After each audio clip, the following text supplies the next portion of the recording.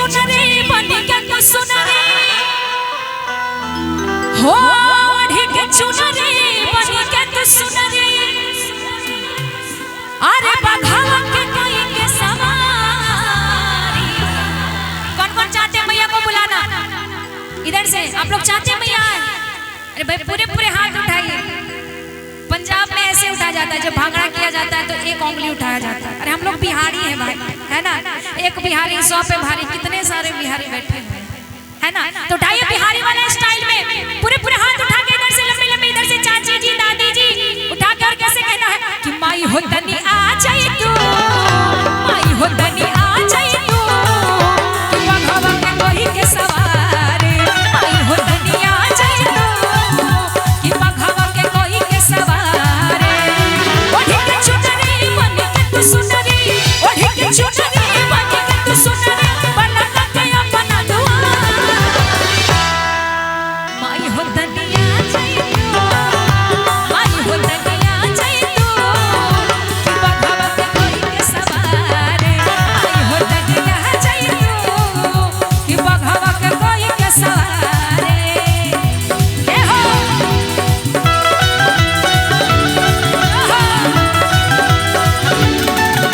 कि बघवा चलेला कमर चले, मैया तेरी छुट्टी है लाल रे। बघवा चलेला कमर चले,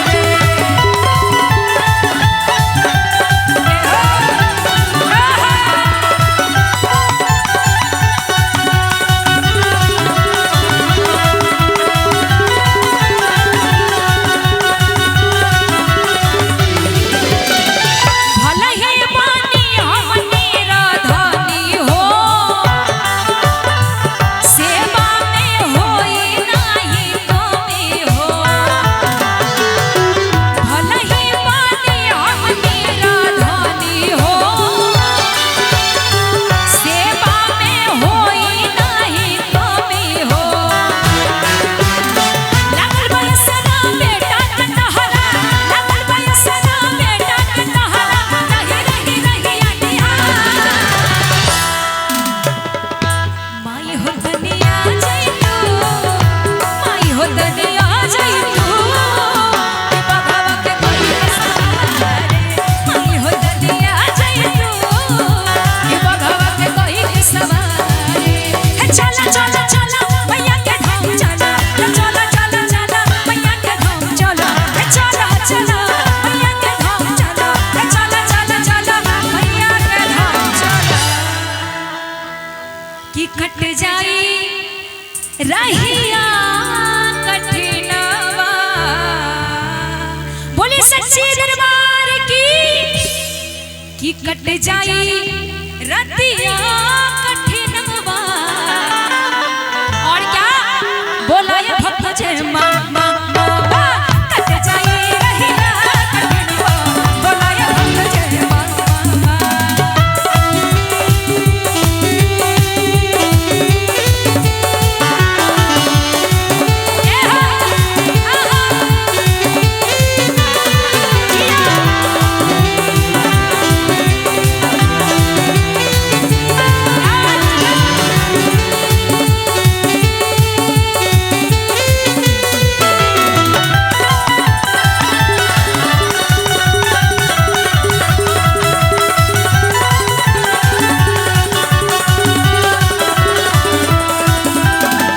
खुशबानी घरे आज अइबू हो, बघवा पर हमरो के घुमैबू हो। खुशबानी घरे आज अइबू हो, बघवा पर हमरो के घुमैबू हो। पावेला दर्शन दिया कुल मनवा, पावेला दर्शन दिया कुल मनवा, भैरव के महीना दुला। इधर से जाएंगे जितने भी इधर वाले भक्त हैं, आप लोग एक बार पूरे हाथ उठाइए, उठाइए लंबे एकदम पूरा सीधा। देखिए अगर ऐसे उठाइएगा हाथ, भैया आशीर्वाद भी ऐसे देगी। टेढ़ा मेरा हाथ उठाइएगा तो मैया आशीर्वाद भी एकदम टेढ़ा मेढ़ा ही देगी। और सीधा हाथ उठाइएगा तब ना आशीर्वाद सीधा मिलेगा, है ना?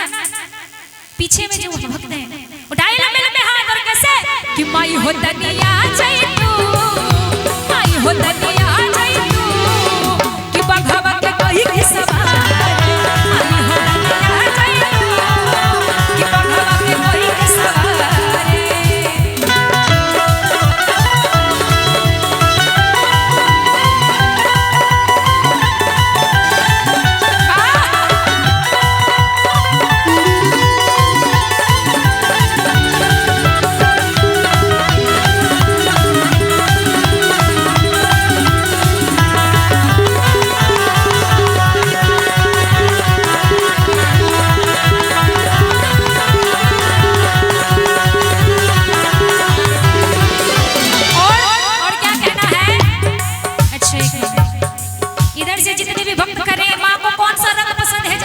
बोलेंगे कौन सा रंग पसंद है? लाल रंग। तनी जोर से बोलिए ना, कौन सा रंग पसंद है? लाल। वाह, बहुत ही सुंदर। सबको पता है कि माँ को लाल रंग पसंद है। यही के तो भक्त हैं जिनमें पावर है ना। इसलिए कहना है क्या कि लाली चुनर मेरी माँ को भाए, लाली चुनर मेरी माँ को सोहे, लाली चुनर तेरी माँ को भाए, लाली चुनर मेरी माँ को सोहे। और क्या माँ की चुनरिया मन भा गई, माँ की चुनरिया मन भा गई। लाली चुनर मेरी माँ को भाए, लाली चुनर मेरी माँ को सोहे, लाली चुनर मेरी माँ को भाए, लाली चुनर मेरी माँ को सोहे। हो माँ की चुनरिया क्या हो गई? मन भाग गई। माँ मेरी इतनी प्यारी है कि उनको देख के मन करता है कि बस उन्हीं के चरणों में बैठे रहे। इसलिए माँ की चुनरिया